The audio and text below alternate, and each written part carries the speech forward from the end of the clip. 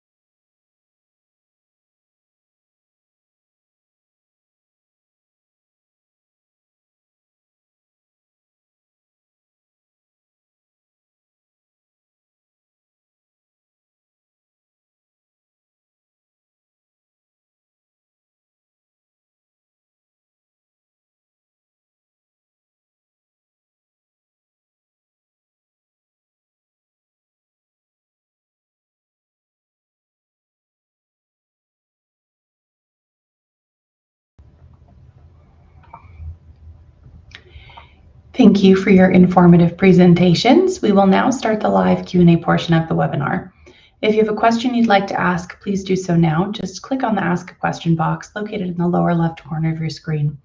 We'll answer as many questions as we have time for. Let's go ahead and get started. Our first question here asks, which sample material do you use for extraction? Which extraction method do you use? Hi, so maybe I can also say hello now live since the rest was recorded. Yes, that's a very good question. So we usually use, so we do manual extraction still. So we use a column-based method. There are many kits available. And the second part was which kind of samples we get, right? So we get all kinds of things. So sometimes we get material that comes from cells or cell lines. And sometimes we also get material that comes directly from the mice that I was explaining earlier, like the bone marrow or the spleen or the blood from the mice. And then we go directly from there. And we also work with primary cells, maybe this I should mention, so HSCs that come directly from the donors. So we also do a lot of extractions from primary cell lines or primary cells.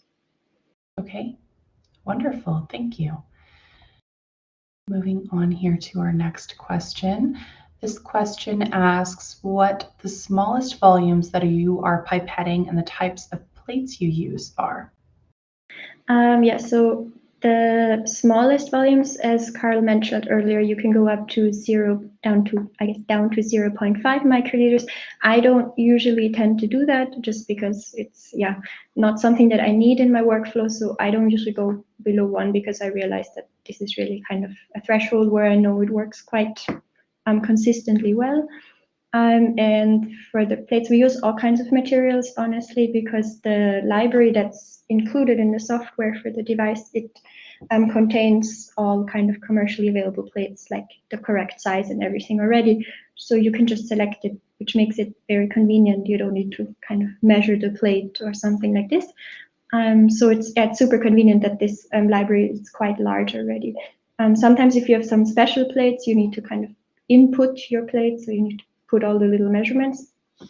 And that can be quite an effort, but most plates are already there, so this is very useful. Wonderful, thank you. Our next question here asks, I know the spec states the lower limit is 0.5 microliters. Could I dial it down to 0.4 microliters? I think this is for Carl. I do not actually know.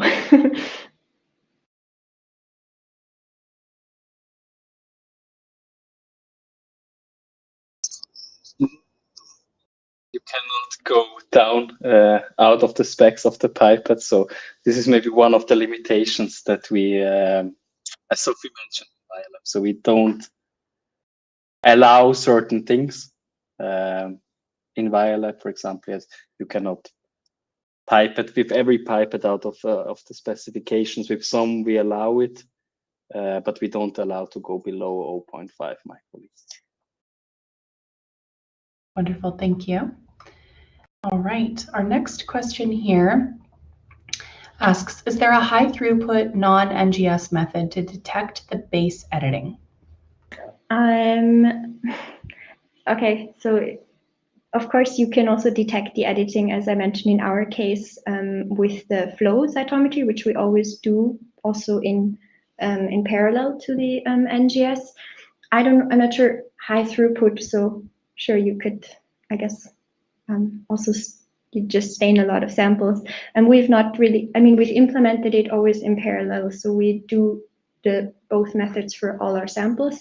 I'm not doing it, so I cannot tell you if it's as much effort as what I am doing, but yes. I would say in our case, this is like, I'd say the second method that we do use that's not on a genomic level, but then also on the surface level, where we always know the edit is present because we then see the shielding. I hope that answers the question. Yeah, wonderful, thank you. All right, tons of great questions coming in, so keep submitting them. We will get to as many as we can. Our next question here says, by how many times longer does implementing assist, machine, or method compare to manual method in your experience? Yeah, so from my experience or from my side, It's not always necessarily the time that matters, because I think it's also how you can use the time. For example, going back to like the pooling process, let's say maybe it's a bit quicker, but not reducing it by half the time, but for sure I can do something else during this time, which is again time that I gain. So I think once it's really well implemented, of course, in the beginning you need to be there, you need to watch it, you need to make sure nothing happens. So there maybe it's a bit more work even for a few runs, but then once it's implemented, I mean, I go turn it on and I go away and I don't know, do something else or have a little break. So this I think for sure makes a difference, but like again, it's maybe not faster, so don't always expect it to be quicker, because it doesn't pipe it, let's say, faster than you can do by hand. It's just more convenient. Perfect, thank you. All right, our next question here asks, do I understand correctly that the use case of the Assist Plus is that it greatly enhances accuracy improvement than improving throughput for NGS, particularly for Illumina-based workflow? Yeah, so in my experience, or in our experience, I think it did improve. It enhanced also the accuracy for sure. So we can really see also that we just maintain, let's say, high quality sequencing results. Of course, it doesn't influence if let's say the samples are bad or the starting material is already not great, it's not gonna, let's say, rescue your experiment.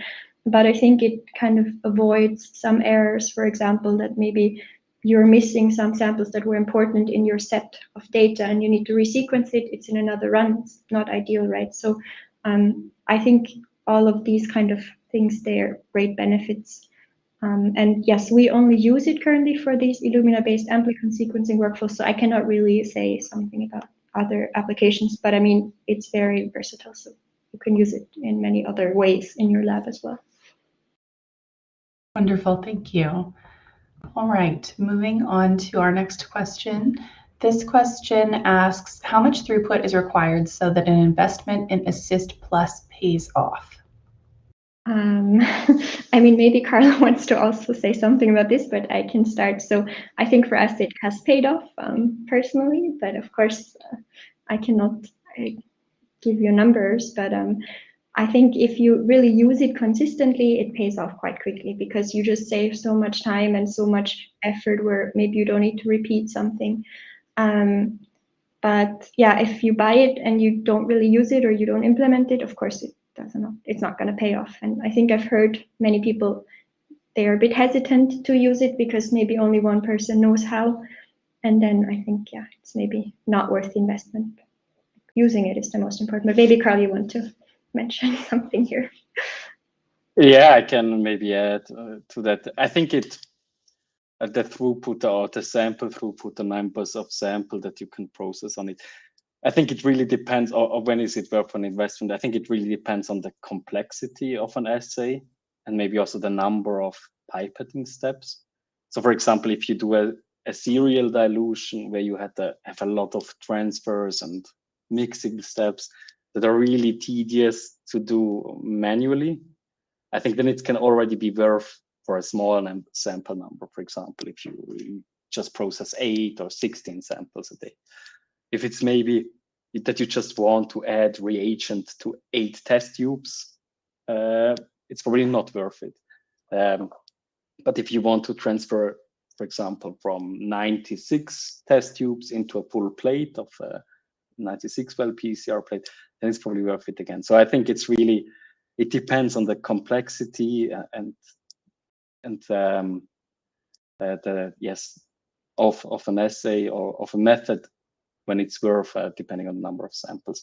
Then I think also, I think Sophie mentioned it already before, I think it's also, you have to take into account not only when am I faster in doing a protocol, but I think what you gain as well is like this walk away time, that you can use this time for something else. You don't have to do it manually, but you can go and work on other processes.